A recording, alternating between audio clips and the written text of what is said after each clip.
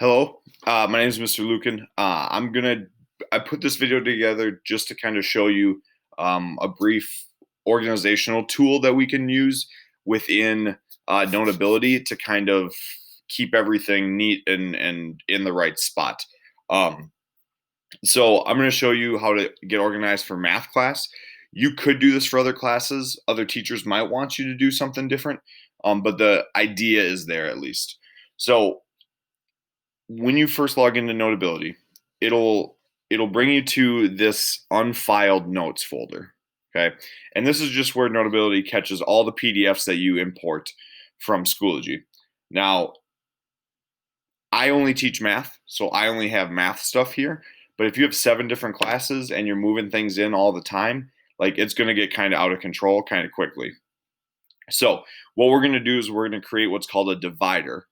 Okay. And that divider is going to be like, um, it's like a folder for an entire class.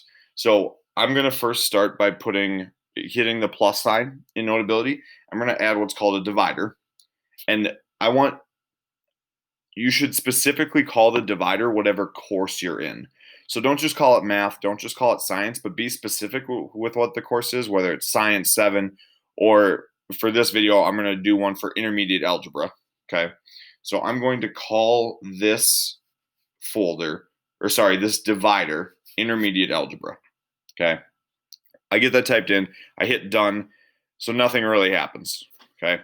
Um, now I, what I could do is I could start dragging notes over here, but you'll notice they don't go into the intermediate algebra divider. And that's because I have to create folders within intermediate algebra for my notes to go into. So I'm going to hit the plus sign again, and I'm going to create what's called a subject. Okay. Now it's a little confusing because when I think subject, I think like math, science, social studies. But in this case, the subject is like the folder within intermediate algebra or whatever other class you're working on. So for my math class, I want my students to have a notes folder, an activities folder, and an assignments folder. Now, if you just call it notes, and you do that for all 7 classes, it's going to be a little confusing because it's going to be like, okay, which notes folder do I want? So I'm going to be specific and call this IA for intermediate algebra, notes. Okay. And then what I can do is I'm going to create the other 2 subjects as well. So I'm going to add a subject that's called IA assignments. And I'm going to create one more that's called IA, what did I say? Notes, assignments, and activities. There we go. Okay. So now that I have those 3 subjects created, I can now start dragging my math story. So my math story is an assignment that I made for my class. So I can put that there. We had the graph talk, which was an activity, so that can go there. Things like that.